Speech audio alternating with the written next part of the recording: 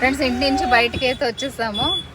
చక్క డైరీ ఉంటుంది అనమాట, అక్కడైతే ఆగామన్నమాట కొన్ని స్నాక్స్ అవి తీసుకుందామని చెప్పి. అండ్ రిచు ఎక్కడికి వెళ్తున్నాం?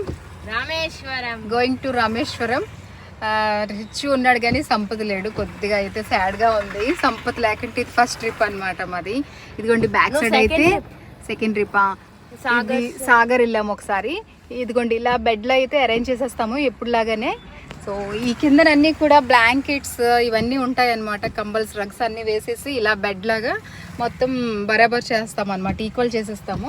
సో లాంగ్ జర్నీస్కి ఇలా కంఫర్ట్గా ఉంటుంది అనమాట, వెనకతల నిద్రపోవచ్చు ఒక ఇద్దరు.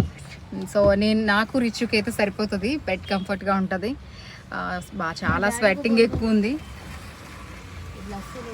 బయటనైతే ఫుల్గా వెదర్ కూల్గా ఉంది, బట్ అయినా సరే స్వెట్టింగ్ చాలా ఎక్కువ ఉందన్నమాట. సో ఇక ఆన్ ది వే రన్ అవుతూ వీడియోస్ అన్నీ కూడా చూస్తూ ఉండండి, బాగుంటుంది. ఇంకా ట్రావెల్ బ్లాగ్ చాలా బాగుంటుంది. ఎక్కడెక్కడైతే నేను ఆగుతాను అండ్ ఎక్కడెక్కడైతే ఏమైనా చూపించవలసి ఉంటే చూపిస్తూ ఉంటాను. సో మిస్ కాకుండా వీడియో అంతా వాచ్ చేయండి. And thanks for watching.